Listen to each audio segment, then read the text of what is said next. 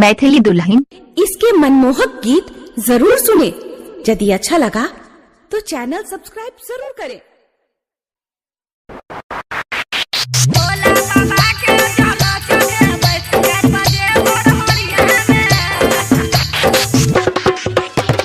Music by DJ Umesh Sukhipur बाजार।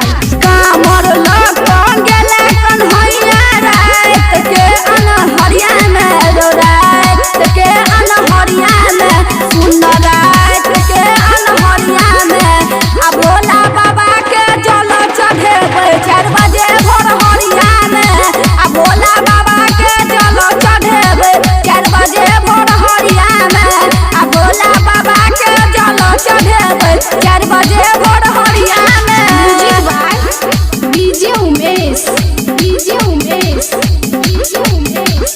सुखीपुर बाजार।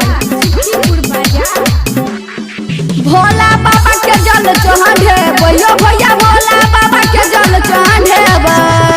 तीर बेहनी में से जल लबै मदनेश्वर में चढ़ेबै रो। हाँ मदनेश्वर में चढ़ेबै रो।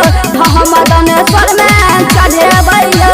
आ भोला बाबा के जल चढ़ेबै 4 बजे भोर हरिया में। आ भोला बाबा के जल चढ़ेबै 4 बजे भोर हरिया में। आ भोला बाबा के जल चढ़ेबै 4 बजे भोर हरिया में। Music by DJ Umesh Sukhipur Bazar. Bhola बाबा के जल चढ़ेबै यो भैया भोला बाबा के जल चढ़ेबै।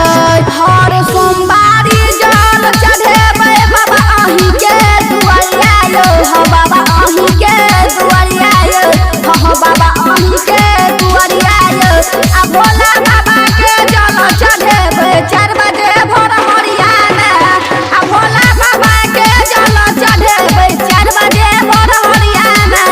आ भोला बाबा के जल चढ़ेबै 4 बजे भोर हरिया में। Music by DJ Umesh Sukhipur Bazar. Bhola बाबा के जल चढ़ेबै यो भैया भोला बाबा के जल चढ़ेबै। गायक चंद किशोर